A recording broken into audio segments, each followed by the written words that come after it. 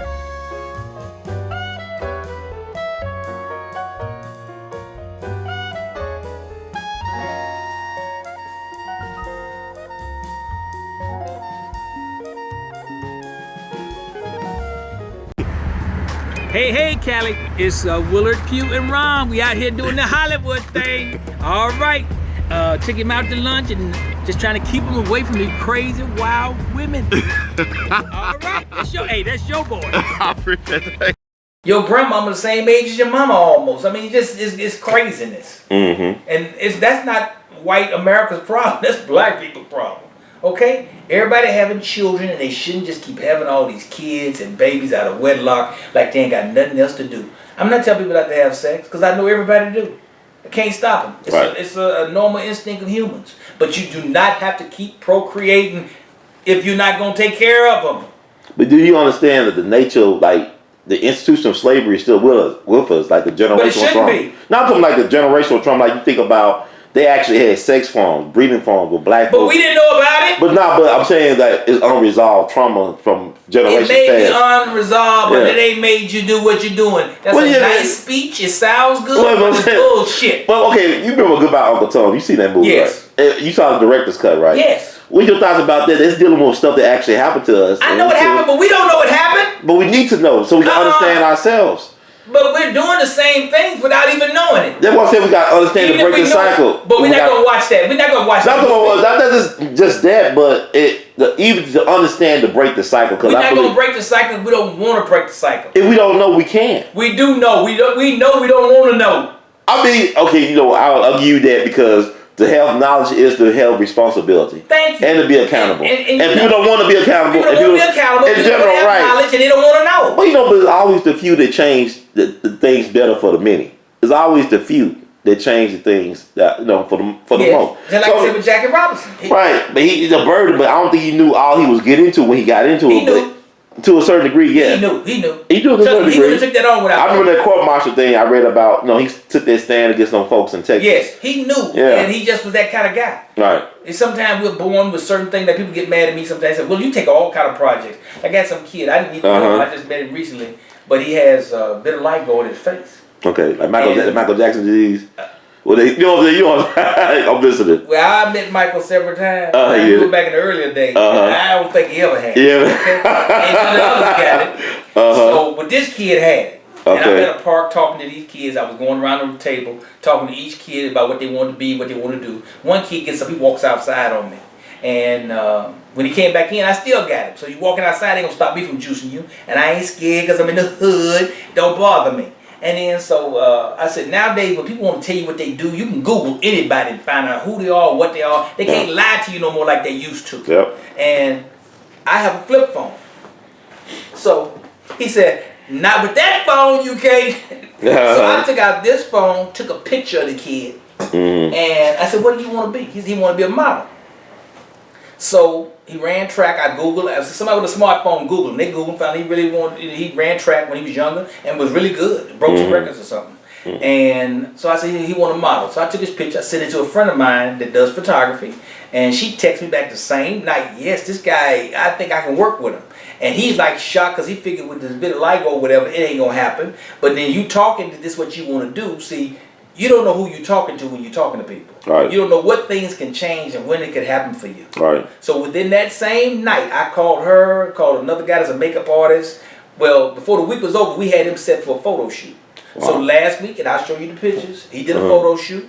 You won't even recognize him. You see him, he's going to blow your mind. And I did his makeup. Wow. You makeup guy? I've been in video. Yeah, that makes sense. I started out in theater. I went to college conservatory. I studied makeup and costume design, and I did classical voice. Wow. See, when we came in this business, you had to be trained. You really had to know something. Now people just wake up sometime in the morning, I want to act. And all of a sudden they giving them a job. That's not acting.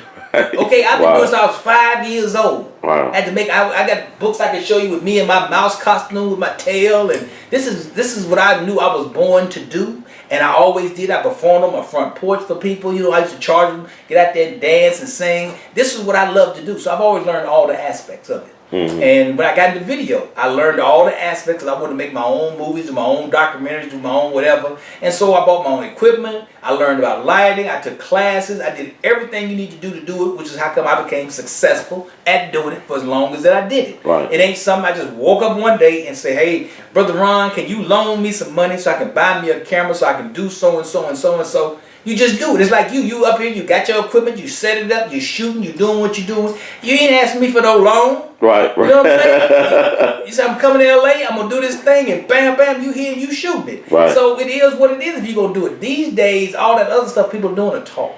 Right. Everybody got a dream, but they ain't got no money, they got no execution, no energy to put into it. They want you to do it. You to make it happen. So I set this kid up, got his pictures done, got him to the right people, told him some folks to contact. Within the same day of our photo shoot, he goes and has lunch with Roger Mosley from Magnum P.I., Roger E. Mosley, and his wife who sold Tyra Banks her first house. Tyra Banks from Next Top Model. Right. So now, boom, boom, she's telling him, you need to get a hold of Tyra because they had a girl on the show with alopecia, and I mean with vitiligo, and I think she's now modeling, and they're probably doing another series going into the men. You understand how timing works? Right. Wow. God is still God all the time. People need to leave him alone. Stop trying to do his job and let him do his own job, and your life will change. But everybody want to be him. You will never be him. Wow. There's a G in my name in Pugh, but it ain't for God. And that's what we keep getting messed up. Everybody say they believe, but they don't even believe. That's amazing. Wow. That's amazing. Because if they really believe, their life would be better than it is. But you rather spend your time complaining and complaining. He is who he is. He gonna do what he gonna do, and he gonna do it in his time when you do what you supposed to do. Right. But if you ain't do what you're supposed to do, it ain't ever gonna change. You can't keep doing the same crap and think you're gonna get a different result. It's not gonna happen. Right. You gotta change your behavior. You gotta change your whatever. And when you change that, things will happen. This kid one day, a photo shoot that morning, lunch with Roger and his wife. The lady, his wife, telling him about Tyra Banks in the show. He got some clothes for me that day. I think he got a sweatsuit for me.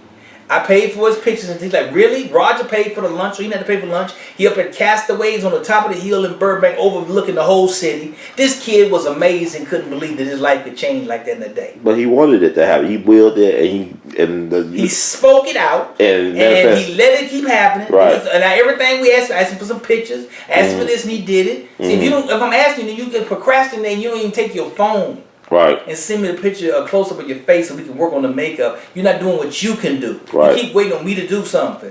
But do what you can do. Do what you can do. Right. And then if people see you trying hard enough to do what you're doing, most of the time people gonna help you.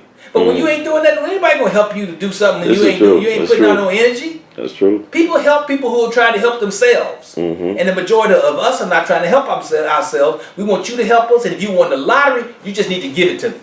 Okay? Right. You gotta worry about no help. And if you did movies or they think you got a bunch of money, then you just need to give me some of your money. Right. Then ain't nobody gave me nothing. When I'm working 4 and 5 jobs for 10 years, I don't remember seeing none of them people. Not even Uncle Sam. I've never seen that little white guy. Okay? I ain't never seen Uncle Sam. I heard about him, but he ain't my uncle. That's okay? Right. That's what I want to tell you. That's right. So, but it is what it is, and that's how life goes. But you got to do your part. And if you're not doing your part, it ain't never going to pan out. Well, let me ask you this, because you brought up a good point about being trained and skilled and paying dues. And I know Samuel Jackson on a radio interview, he talked about how it should be more Black American actors getting jobs, but they all going to British actors, Black British actors. He complained about that because even to Get Out, the lead was from Britain or London or somewhere like that. Well, I understand that, but this is another thing. The British actors are trained so very well. Mm-hmm. They are really trained very well. Mm-hmm. I don't know if there's as many of us going to theater schools as back in my day, because when I went, there was only 10 BFA programs going, and most of us couldn't get through them because of the system. Mm-hmm. Not that we were not talented, because I was working before I ever went to Webster College.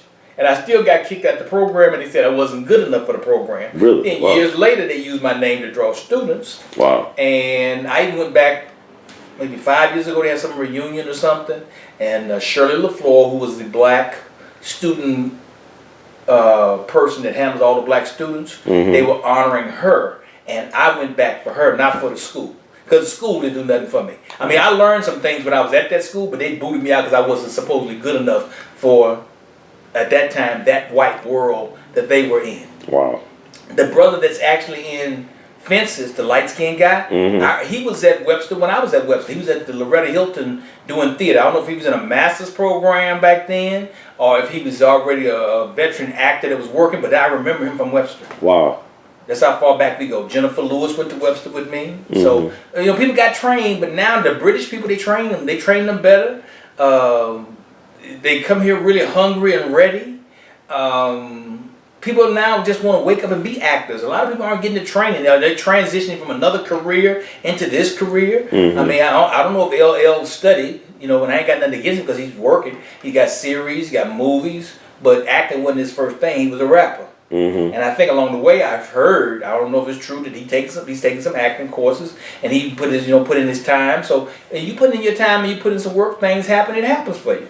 Right. But there's some people that I just think they just roll from one thing to the other, and people hire them because of their look, mm-hmm. or their style, or they just playing themselves in every movie.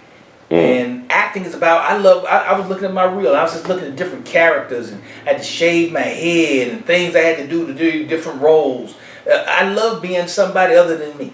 Mm. Nothing wrong with me. I like me too. Right. But I like being other people. It was something I enjoyed, So that training and that work that we used to put in, I don't think people are doing it anymore. Well, to date, what has been your favorite role to play or favorite person or movie?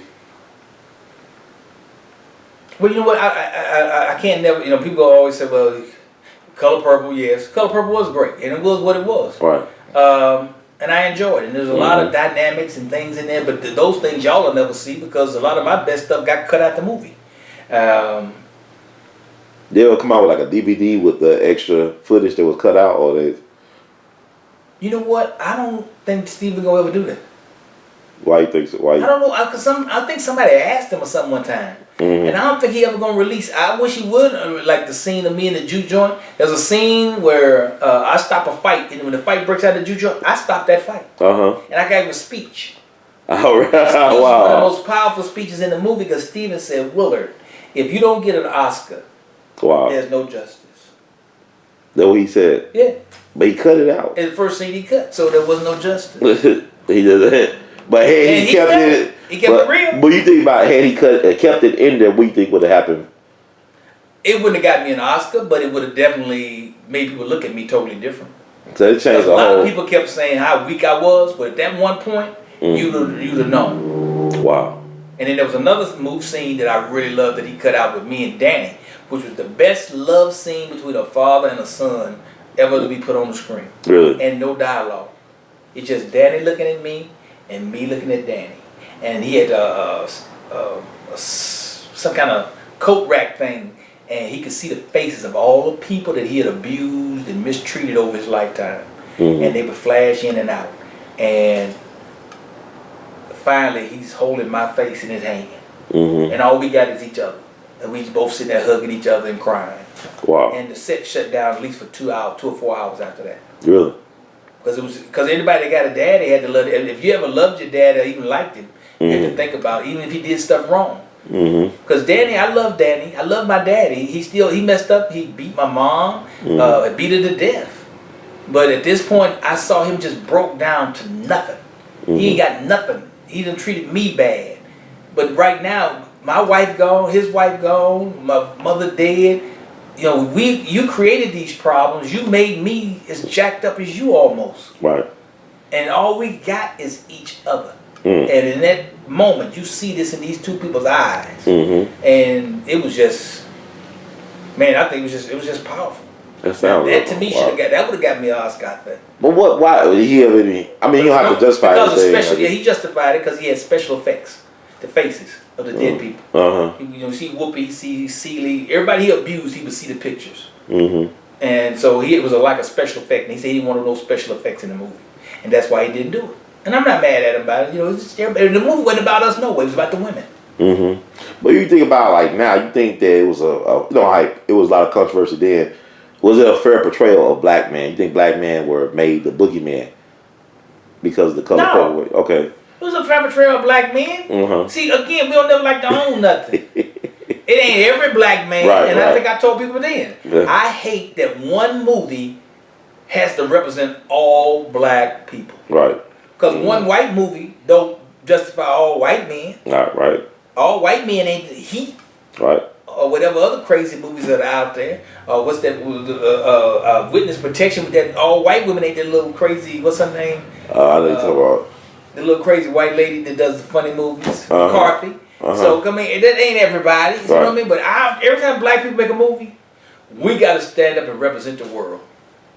We have to represent all black people with everything we do. That's a hell of a burden to have to carry. That is. Every time you walk out your door, that's a burden you got to carry. That's a lot of burden. Wow. So that's why when people do the crazy stuff that black people do, it's just sometimes I don't get it. Because they got to realize there's a lot of us that carry a burden that you even know we carry. The guy who's a business executive who works in a corporation where he's the only black person. And sometimes some people like to be the only one. But there's some of them that don't. And they want to bring other people in. They catching hell. Right. Being the only one in there, they catch it. They got nobody they can talk to. Nobody that got their back. How everybody telling people got their back. Sometimes they in a city where there ain't nobody get their back. Right. They catching holy hell to make a difference for us in the legal system, in the business world, in the corporate world, in the whatever world they in. So, and it's a lot of those people. Even to today, it's still hidden figures today. I think I met a young lady who works in corporate real estate, and wasn't very black women in corporate real estate at the level she was. That's a hidden figure. Right. Because she said that she was away to be just her and maybe one other person. Wow. It's 2017, 2015, back then, I believe. We just don't get it. So we got to stop complaining. Stop wallowing in the slop like the hogs, you know what I mean? And get up out of there and clean yourself off. Because sometimes a hog will wallow in the slop and still, if you remember the 4-H club, and still take the first prize. Think about it. He'd have been in that slop all day. Then the 4-H club had that little award show. They put that same pig. It's the same pig that was wallowing in that mud looking like crap. Wow. Just got the gold ribbon. Wow. And we got so many gold ribbon winners that we don't even know what to do. We just won't pull them about the slop. Some people just like being there. Some people just like the comfort. Pigs like it because it's comfortable. That thing in that mud is cool. It just feels good on their skin. It's like a mud bath for a human. It's comfortable. So we don't want to change. We just like what we are. Then we complain about it. But if you really like it, you get up out of there. You get up out of there and change it. Because it ain't going to ever change till you change it. Right. If you wait on somebody else to change it, that is just not going to happen. Ain't no reason to even try to tell somebody that. I'd be lying. I'd be lying like a bear rug. If whatever happens in your life happens because you change it, because you decide you want something better, you want something different, you want something more. Don't compete with nobody. I'm trying to think, somebody else said it one time. You ain't compete with nobody but theyself. When they ask them, who you playing against? Theyself. Might be Westbrook or somebody. But they're playing against themselves. Wow. They're not playing against the world. Right. They're not playing against other people. I got to be better than me on every given night. Because there's always going to be somebody better than you. So I got to try to be better than me. I got to be the best version of me I can be. Right. Well, actually, I'm curious. This is my first time out in L.A. I'm thank you for showing me around. You know, making me feel more at home. But I was hanging out on Hollywood Boulevard all day after I met with you. Okay. And I got fished by the Scientology people. My LA visit would not be complete. First, I got stopped by LAPD. I was over to show you where the Scientology because you know when you turned up Gower, the Scientology building's right there. You can't miss it because they got that long. Right. They want you to know. And they'll let you rent it out. And a lot of theater people get caught because they got a beautiful theater place. And you can do plays, you can do concerts, you can do music. Once you get hooked up in there. Right. Oh, it's nothing but a cult. I went through it for a minute. I didn't ever join. I went to the class. I heard so much about it. I just wanted to know for myself.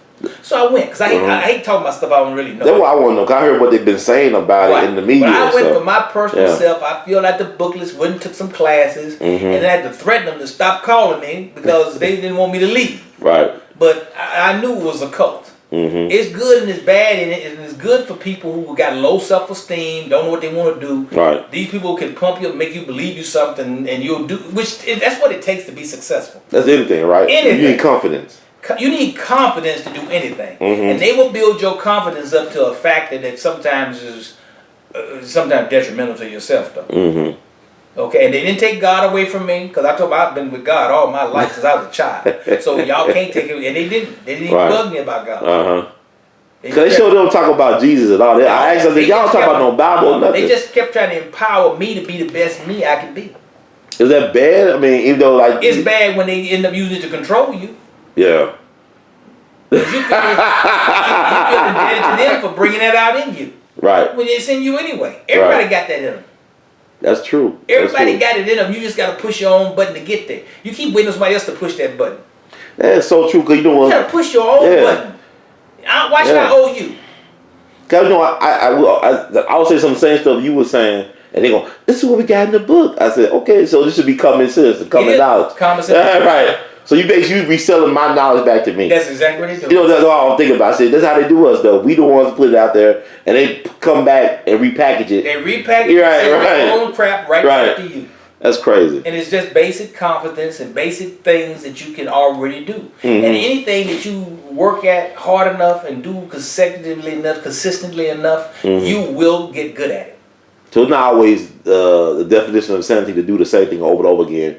No, that was the purpose. Right, if you shooting basketballs or playing a saxophone. Back in the day, I have to say, I don't think Larry Bird was the greatest white boy to play basketball as a natural gift. Right. But from what I've always heard and seen, he practiced like nobody else's mother. That's the key. I mean, he did it over and over and over and over and over, and just till it became a machine. You know what I'm saying? He just did it over and over and over. Houdini. He did it over and over and over and over and over again. Michael Jordan, he did it over and over and over and over again. Kobe, over and over again. Yeah. LeBron, when I really hear about it, over and over and over again. Most of the people that did what they did, they just kept at it. I got a buddy that's Barton Felton, they call him the Panther. He's an incredible sax player. But every time I'm with him, all he's doing. So even without the instrument, he doing his fingers, he got some in his mouth. Right. You know, it's all the time. It's all so the time. It's a state of mind, like Ali said, your mind state. You got the mind on shit. And Ali did it all the time. You know, and then toward the end, I think he started getting caught up with too much stuff, women and doing what he was doing. So what was stay focused. So you get caught up because people get caught up in their own fame. They get caught up in their own celebrity. There's a human thing, right? Anybody can happen to anybody, right? That can happen to anybody. That human part of us gets us caught up and messed up. But you got to keep your focus to be successful. If you lose your focus, you will not be successful. You got to stay focused, set some goals, and then take certain steps and trying to do it without taking those steps. You're just not gonna make it. Everybody tell me I want to just be the president of the company, and they don't know what it is. You know what I mean? They don't know what he got to go through to be president. Donald Trump is president. He don't even want to be president. Okay? He was as surprised as everybody when he won. I think he just want to stay out in Florida and play golf. Mar-a-Lago, whatever. He didn't want to be president. This is a fluke. But guess what? People just want to change so bad, and so many people didn't vote. And I always tell people, not voting is just as bad as voting for the wrong person. But when you don't vote, that's just basically give it to the other person. Ain't but two of us running, you and me. And I'm like, how did Ron beat me? Hell, nobody else voted for me. Right. And Ron voted for himself. What if the person that didn't get all the votes they could have got didn't make an effort to visit certain places or make people feel like then you shot yourself in the foot. Right, that's what I'm saying, because she didn't go to certain places. You shot yourself in the foot. You took people for granted. Right. And you end up paying the price. And call them deplorable. Call people deplorable. No, yeah, you pay for the things that we say. Right. And sometimes we say them out of emotion. Sometimes we and not in the right state and place when we say what we say. But sometimes you end up paying for the statements that you make. It is what I know I paid for a minute statement I made. But I'm willing to do that too. That's just the life I've always lived. You know what James Brown said, you pay the cost to be the boss. You pay the cost to be the boss. James was one of the baddest of the bad. James Brown, uneducated, came from nothing, had a radio station. He was a good businessman, right? He was a great businessman. Okay. Even to the end. A little bit of drugs caught him up. If he just stayed off them drugs, James could have really been a... But is that not what they use to control people, the drugs, but even in places like this? It becomes choice again. Okay, I know it's a choice, but drugs I use to control people, though. Yes. Okay, especially entertainment, right? Yes. But then you got to use common sense. Yeah. It's called choice. I didn't use them. I didn't take them. People, I've been there with a bowl of cocaine. Big old bowl, like a flour bowl of cocaine. And I'm just let it go on by. Everybody go out the wild, you know, he don't get invited back. Right, he can't trust you, man. You ain't gonna take some of this. If we all do it, everybody got a little white line on their nose, then we all in it together. But if you don't do it, then you can't be trusted. Don't bring it back. Don't bring it back no more. Right. Okay? So that's like a little test. That's like an initiation. Because you're not gonna tell if we all there together and I see you doing it, I did. So what you gonna tell about me? I saw you. Right. That's why Serpico almost got his face blown off. That's right. Right. Because he thought cop and then he found what the truth was. And if you know what the end result to me of drugs and things like that, I don't know why people keep doing it. Because everybody I know ever did them end up dead, died, or they became stupid, or brain dead. It just nothing. It ain't never had a good outcome. But it is like because they hurting in a way. Because it's like a lot of celebrities said they got this some type of story about being abused or something like that. My ear is itching, so excuse me for this. Nah, it's all right. It's all right. Sinuses. Yeah, they hurt from their own pain that they create on themselves sometimes. Okay, I agree. Yeah, but I'm saying, but because you alienate people, you do certain things that are dumb, and at the end of the day, that celebrity stuff ain't even real. Yeah, it's facade. It's a facade, and you get caught up in your own stuff, you end up losing your real friend. Because those people don't even know you like that. They don't know you like that. They projected things onto you and stuff like that. You get caught up in them, and you get down the wrong road, doing the wrong stuff, and believing they like you. Like people that do Facebook and folks liking you. How you don't have 100 followers? People don't even know you. How you don't like you and they don't even know who you really are? That's right. What you write on that page is not who you are. It's like I tell people about texting me and stuff. My real friends, I call them. And I don't allow them to do a lot of texting. They text me, and those times they text me, I will call them back. Right. If they don't answer their phone, I get mad at them. They say, why? Because you just text me, a-hole. If you text me, you must have been near your phone to text it. You didn't do it by osmosis. So why you didn't answer when I called? Because something you doing ain't right, or something you don't want to tell me, or whatever. Because usually people doing it because they don't want to tell you whatever it is. I mean, because people are, okay. Because it takes some guts to tell you face to face. That's true, because, like, you know, people, like, what somebody told me, it's not that people are anti-social, they're asocial. Yes. You know, like, people don't know how to communicate, because you go to parties. And now they really don't know how to communicate. Right, but we got all this information and information on the internet. But you think they would be better and more effective at communication with all these options, though? You think it would be better? No, because that's impersonal. Okay. Me and you, we sit down here together talking to each other. Right, body language, voice, body language, I can tell eyes, I know what's going on. Right. I can tell if you liking what I'm saying, I can tell if you don't like what I'm saying. I can tell you if I don't care if you don't, because you asked me to interview me. I didn't ask you to interview me. So, you know what I'm saying? That's fair, that's fair. Yeah, so how mad can you get? No, it's not. It's sometimes good to have a shock to your system every now and then. Because sometimes people don't ask a question. Look, everybody got a mirror in their house. Right. They all know how they look. Right. So why they so shocked when you tell them certain things? I never understood that. You got a mirror in your house. You know, somebody told me something, a girl recently. I mean, she knows she ain't showing me the same she did at 26. She's 33. Yeah, but she always see herself at 26. But I said, "Oh, she crazy." Right. But she knows she ain't. She saw herself at 33. She stopped. She was in that picture. I think she's either 85, 86. She stopped in her mind at 33. She stopped in her mind at 33. Wow, you know, she was hot at 33. That was a sister. I know I got a picture of her somewhere over there in a bikini. And she looked incredibly good. At 33, her body was all, she like a net Funicello. And that's where she stopped in her mind. Wow. She always thought herself that way. That's where she used to have me buy her sexy clothes and things. I mean, the clothes I used to buy was crazy. It didn't even make no sense. But you humor her though. You went along with it. That's what made her happy.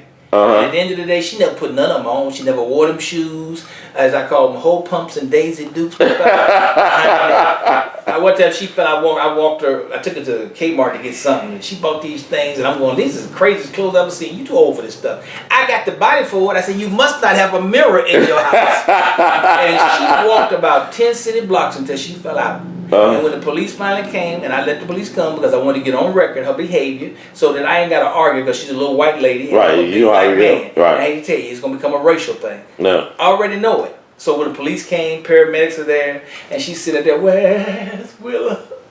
Where's Willa?" And I said, "Look, tell them why you laying out here like this, sir. Calm down. You're gonna make the situation worse." I said, "No.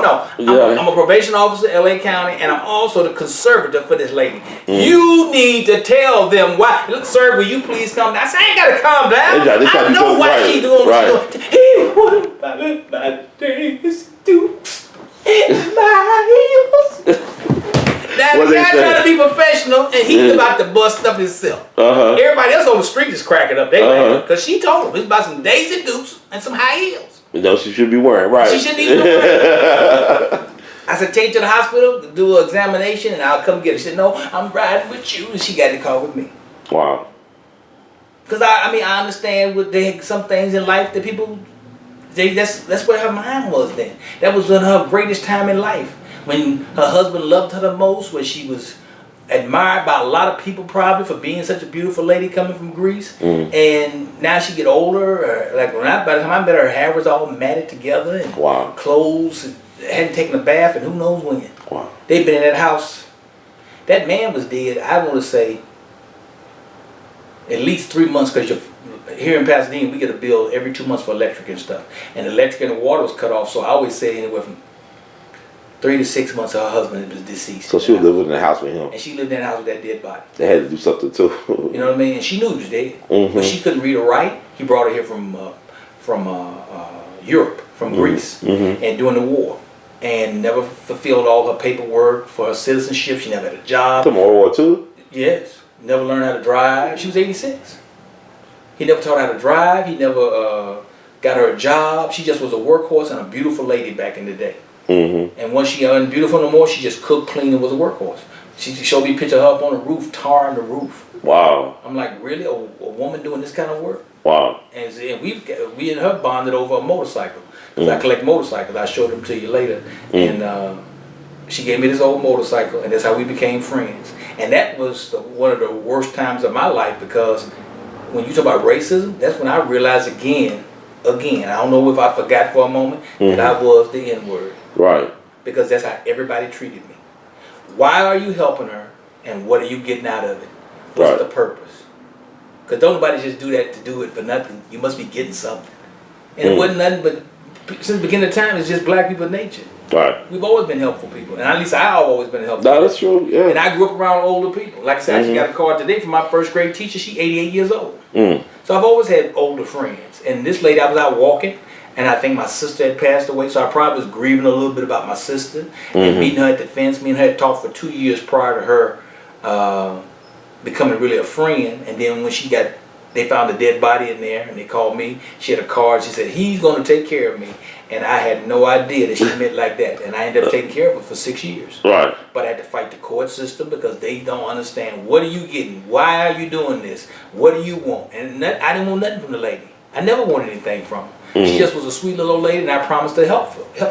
And at the end of the day, she left me a nice amount of things, and monetary gifts and other kind of gifts.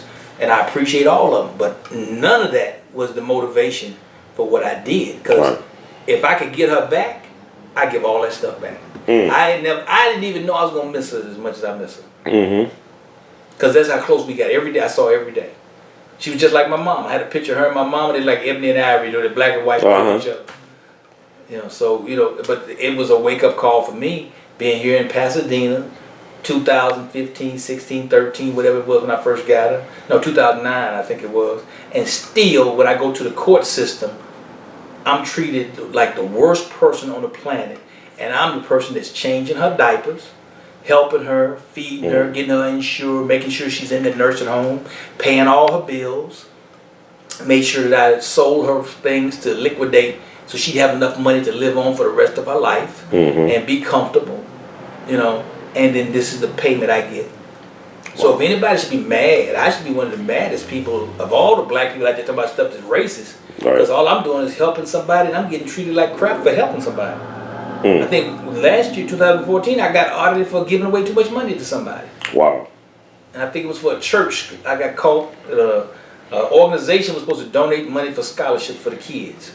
And I already told the kids once they fill out the stuff, they had won this scholarship. But they told me they got their scholarships. But then when the time to come out with the money, the people didn't have the money. So I had to pay the money out of my pocket. Wow. So, you know, it was just, whew, it was a mess. But I ended up having to give all that money out. And so I ended up donating it, thank God, to the church. And the church actually gave them some scholarships because I can't afford to, and at least I get a deduction through the church, but I can't deduct that kind of money and giving money to kids because I ain't got that kind of money to give. Right. But I couldn't let all them kids get burned because of what them other people did. And unfortunately, those were black people. Right. Okay? It was a very big black organization, a black business organization. I just don't want to call their name. I don't want to embarrass them that bad. Right. But yes, it was a black business organization that didn't come through with the scholarships for those 5 kids, and I had to pay for them out of my pocket. So, next thing I know, I get a tax audit. Because it probably looked abnormal for my normal giving. But I couldn't let those kids suffer because of somebody else's mistake. Yeah. But that's the world we live in. And sometimes our people do us still, again, worse than other people.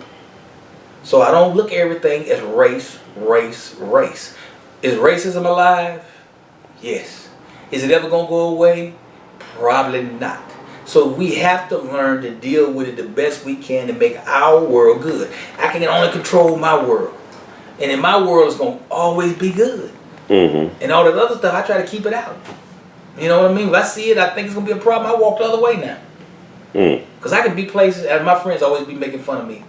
I can be somewhere, and out of all the people in the room, that person that's homeless or needs something going to come directly to me. Wow. They go, Pugh, this is crazy, man.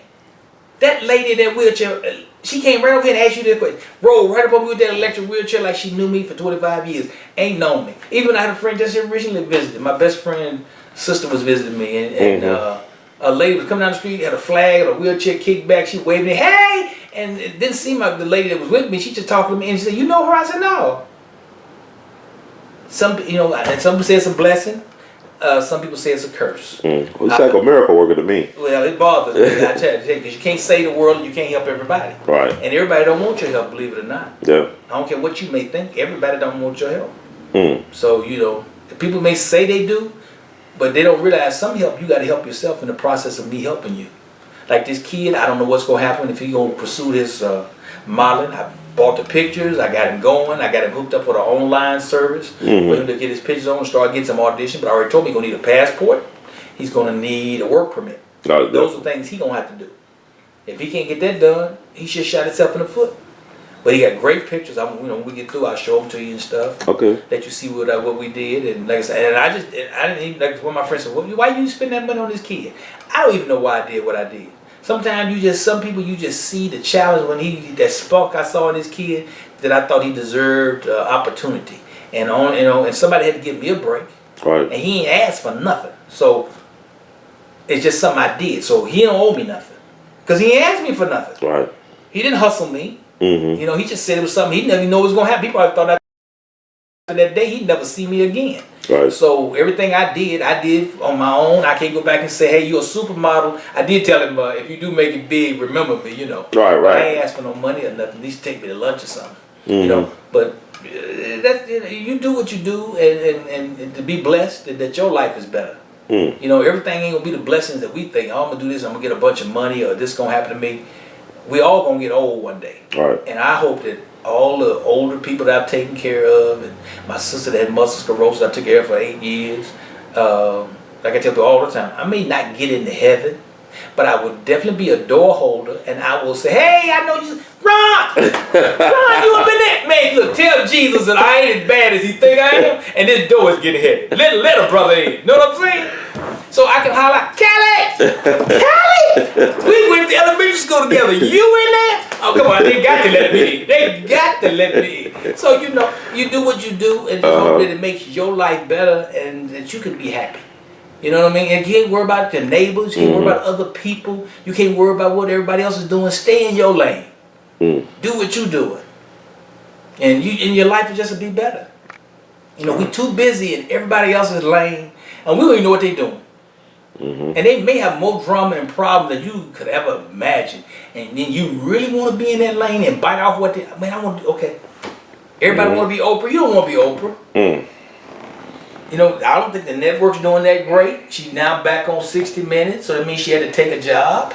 She may be making a bunch of money. She may still be a billionaire. But things change and you got to do what you do. Rupert Murdoch just took on something else that he's getting some money from. And he's really a wealthy man. It's a lot of pressure. It ain't going to run on autopilot. And you can't just hire people to do everything. Because when you do, they take all your money and leave you broke. That's what happened to everybody that's ever let go of the reins. You let go of the reins, the horse going to run on off the cliff. Because he may not know to stop. Wow. Or it's going to throw you off the cliff. Because the horse may know to stop and throw you off. Because most horses will stop at the edge of the cliff. And you'll go flying over the end if you're running them hard. It's a basic principle. Wow. Well, actually, like, well, Oprah, like, you ever thought she'd be this big or become this icon? You saw that even on Color Purple on the set? She was finna blow up then. Because I think we went and had a pizza or something when she got her first $1 million check. And I said, girl, you finna be huge. And I think we went to I said, let's go get something to eat. And we went to get either pizza. We went to get pizza at the Pizza Hut. And she was in there talking crazy. I said, girl, you can't be talking crazy. I know you got some money, but you can't talk crazy. I said, is it cheaper to get a pizza with everything on it and me take off what I don't want or get like a half and half? And I think she said, I'll buy the place. And I looked at that white girl's face. And when I looked at her face, I said, oh, we cannot eat in here. Okay? We can't eat in here. This girl ain't feeling what you just, we can go to the fried chicken place, because even if they spit on it, if they dip it in that fried grease, whatever's in there going to be off of it. But we can't eat here. Because they didn't know who she was. She was only big in Chicago at that time. She hadn't got all over the country like she is now. And there was some very racist people where we were. We were in Anson County, North Carolina. We could only shop on certain days. They tell us don't be leaving the locations and the sets without people with us for security. Because there was a lot of racial stuff going on down that little town. It was one of the biggest havens, I think, they said, for the Ku Klux Klan. And I don't know why they picked it, you know, but they did. Shoot, Stephen got broke into. Quincy got broke into down there. They never talked about it. But they did. So it was rough. You know, that's why people get mad about Stephen sometimes. That movie would have never got made without him. And I thank him for it. Like I said, he gave me a bonus check, him, Terry Simmel, from the Warner Brothers family. So, not to knock my brother Quincy, but I didn't get a bonus check, Quincy. I didn't get another bonus check from you because he's a part of producer too. His name was not on my check. It was two people's name and his wasn't on there. I thought a brother should have brought a brother off something. But hey, again, our people. So well, actually, like speaking of, I'm gonna let you go. I'm gonna wrap it up. I appreciate you taking the time with me. Cause time you can't get that back. Can't be refunded. So it's very valuable. But I want to ask you this because I think it's just highly unusual. You know, you had Prince die April 21st last year, and I remember Charlie Murphy was called upon to memorialize him in terms of the media. You know, because he did that famous skit on Chappelle's show about Prince and them playing high heels basketball. Then on April 12th this year, we lose Charlie Murphy at 57. I believe, from leukemia. And I think you knew both of these guys well, correct? So, I mean, you got any stories or thoughts you'd like to share about either one of those guys? I mean, you know what? I tell people all the time, in our lifetime, we meet different people, and for whatever reason. And people come in your life for a reason, a season, and a time. And I was blessed in that I got to go on like a hit and run tour thing with Prince when he came from L.A. We went up to Oakland. He was doing these concerts where he didn't even tell nobody unless you was an MPG club member. You didn't know he was coming to your city. And he'd tell you the night before and book a city and sell it out.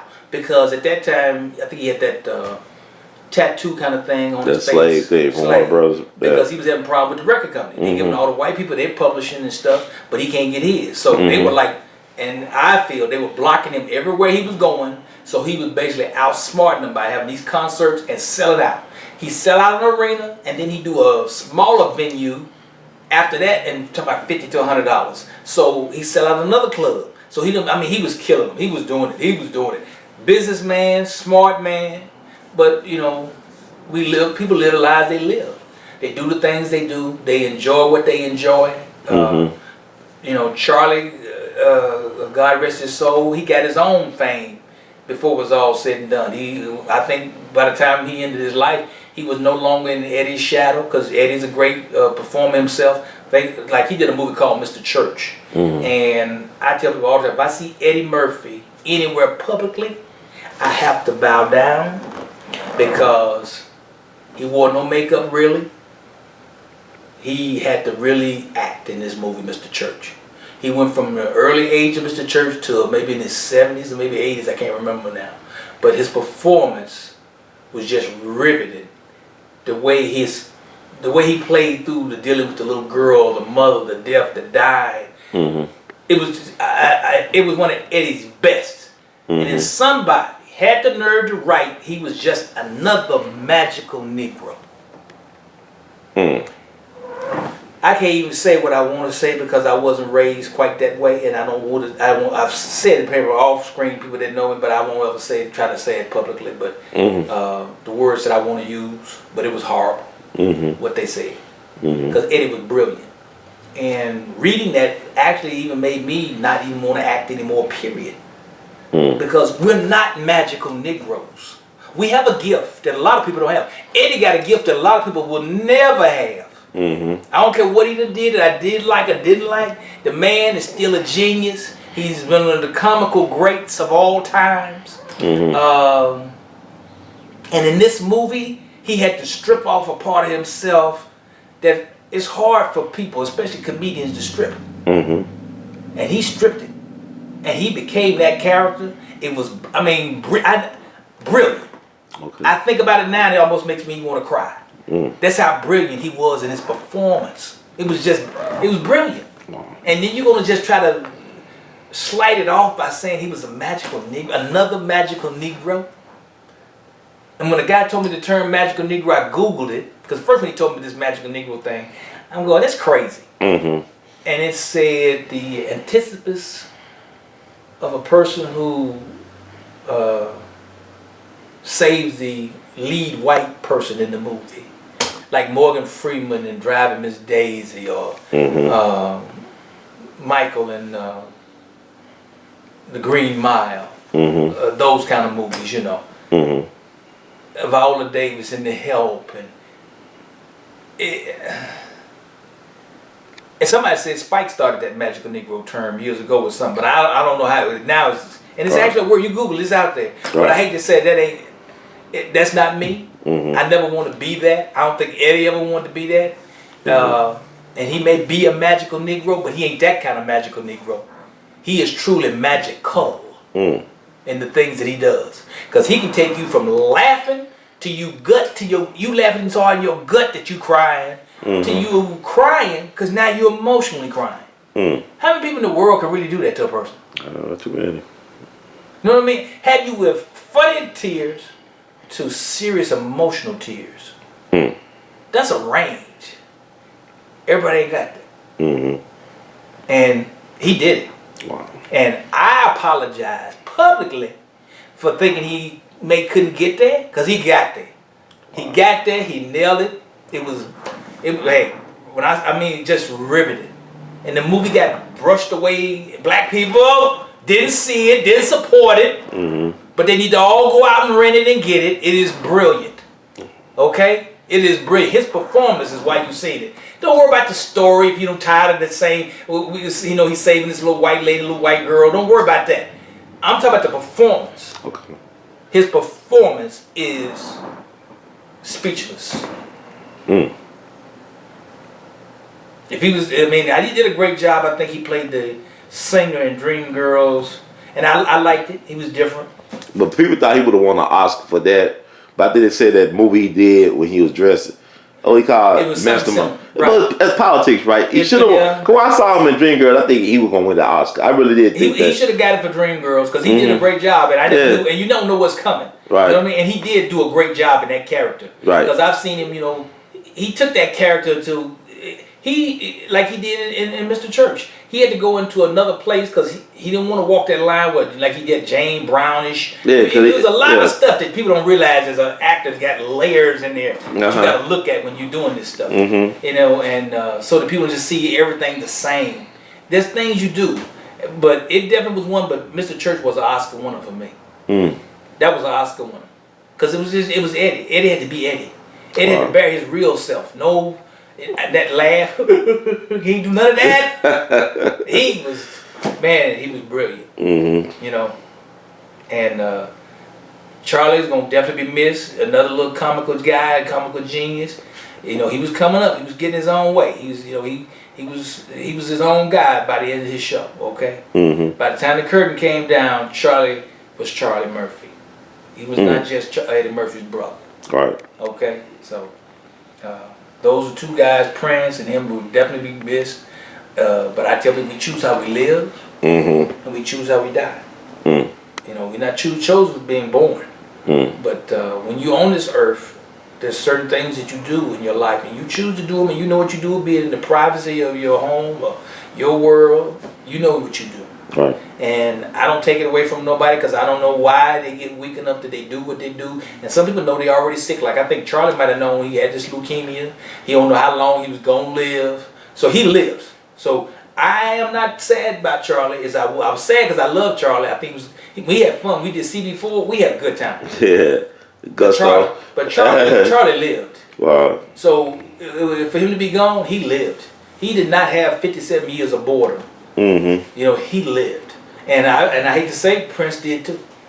You know, he lived life. They both lived life to the fullest.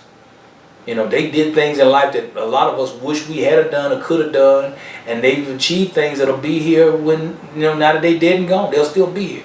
Why is it so hard to say for like a lot of black celebrities to make it to their golden years, to finally be able to, you know, like I look at, you know, Bob Hope and George Burns. You don't hear about no 100-year-old black celebrities. You know, we have a few, but you don't hear about it. You don't hear about, right? But I'm saying, okay, because I mean, Sidney doing pretty good. I think he's still around. Yeah, but I'm talking like the Harry Belafonte, he's 90 something. That's so true. You hear about it, so that's. I'm saying, but like I look like Bernie Mac. These guys, they died. A lot of these young people, they just make choices. You know, they make the wrong choices. Bernie knew he had sarcoidosis, and certain things you do. I mean, I know I've seen him smoking a cigar, and he enjoyed it. It looked like when he was smoking it, but everything gonna come with a price. Right. You know, you do what you do, and you're going to pay the price. And just because we sometimes make money, that every doctor can't cure it. You know what I mean? Okay. Everybody think there's a cure or something you can take or a pill. Everything in a pill, again, is choices. And things that we have to take responsibility for in our life. Right. And not that you don't, I'm not saying nobody don't love their family enough, but sometimes they just love life so much doing what they do. They'd rather enjoy their time here for however long they're going to be here, the way they're doing it, and they don't want to have to live by certain rules. I think there's a new movie coming out with a girl that's living in a bubble and she never leaves her house. Everybody don't want to stay alive and just live in their house. Some people just want to live that life. Me personally, I'm going to try to do as much as I can to stay around and enjoy my life and live a full life and that kind of stuff, which means you leave certain things alone. Because if it didn't work out for other people, it ain't gonna. I'm no different. I'm still human. Right. Okay. So if it go left for them, it's gonna probably go left for me. And sometimes it's gonna really go left for you sooner. Everybody's bodies ain't the same. Right. Nobody's gonna take the same thing the same way. What's that ball player? I think it was Len Bias. They say he did cocaine one time, dropped dead on the court. Right. Okay, that's a horrible thing when you just signed a multi-million-dollar contract. So, you know, celebrating too soon. Enjoying the stuff too much. Anything in excess is not good for you. Too much of anything is good for you. So we just have to learn to take things in moderation. And take life even in moderation. Because people in life, they want so much, they don't have nothing. Wow. They want so much that they don't have nothing. Because they just spend their time wanting so much. And everything they really want, they need, they got. And most of it, they got more than they ever thought they need. They don't even know it. Sometimes it's sitting in their face.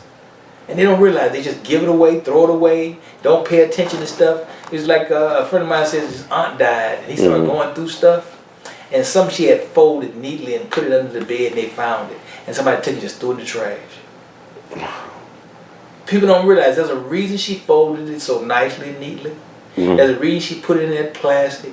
There's a reason she put it around that white handkerchief to save it for something. And it could have been super important and you tossed it. And you never know what it is at the end of the day. They had some type of intellectual curiosity to unwrap it. Everybody don't have no curiosity. Everybody don't have intellect. If people come in, this just junk. You don't see money. We don't see instant material value. I'm going to tell you, this has personally happened to me. Okay. My grandmother left us a pantyhose of stocking. A pantyhose stocking full of coins. Wow. They have been in them, in her family, probably since slavery. Coins. She been just saving coins. And she told me, and I know she told them because I ain't the only one she talked to. Everybody won't act like she only talked to me. She said, there's enough in there you divided with the kids. And I think it was 8 of us. Lawrence died years ago on my aunt's side. So at least 8 kids left. I think, I don't know if my brother or sister did it, but I believe they just took it to the bank, put it in a coin star, or gave it to the bank as is. Nobody went through them coins. And I have a good friend, my buddy, he's over in that picture there, Sir Chick. He's a coin guy. And I had some coins. I always knew about a little bit about coins as a young person. But then I started really collecting a few more. Like I said, I got Joe Louis and Jackie Robinson. And you know, my most expensive black coin ain't worth as much as my cheapest white coin. Figures. Okay, that's why. So don't sit up here being mad. Life ain't fair. It ain't ever gonna be fair. I just stay mad all the time. See what I'm saying? Right. That's why you can't just sit and be mad. And so, ended up, I think she just dumped them and not knowing what she had. So she said those coins for a reason, though. Man, ain't like this, like you go buy a Coca-Cola and a vending machine coin. You know what I'm saying? Because she didn't give every coin. She didn't have like 1 billion coins. Right. There's only certain coins she put in that stocking. You don't know what that was. And that's why I knew it was important. You know what I'm saying? And I try to tell her it's important because Granny, mother, we call her mother. Mother would not have put these particular coins in these pantyhose like this. If she's just giving us money coins, she'd have gave us just a bunch of money in coins. And said, look, it's just saying jars everywhere. I just got jars. These were certain coins only that she separated to put them in. And I can guarantee they just took them to the bank and dumped them, not knowing what they dumped. Because we don't always know. We want right now. Everybody wants that right now. And that's how we lose out on so much, because we want it right now. And ain't nothing right now. Nothing I ever had that was good.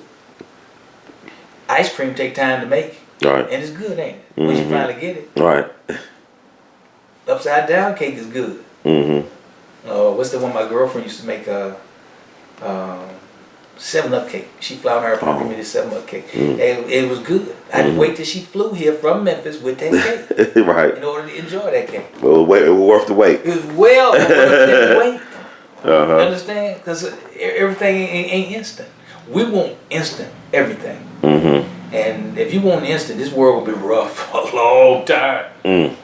You have a hard road to hoe in the world that you want instant gratification, instant justification, instant right, instant fairness. Ain't none of that ever gonna happen. And in my lifetime, I just ain't never seen it. Wow. You know, so I got to make the world be the best world in my world I can be. Because otherwise I walk around mad and angry all day about just stuff I can't control. It's hard enough with the stuff I can control, but the stuff you can't control, you can't let it weigh. You'll be worn down. It'll tear you up. Gotta let it go. So, Brother Pugh, thank you so much for sharing your time with us once again. We want you to keep on producing and keep it on up for many returns to come. The words of Great Gelton. We love you madly. Keep on producing and pushing. Thank you, love you too, brother. Thank you for coming out here and spending some time with me. Yeah, it's cool. We'll be some more times, I think. All right.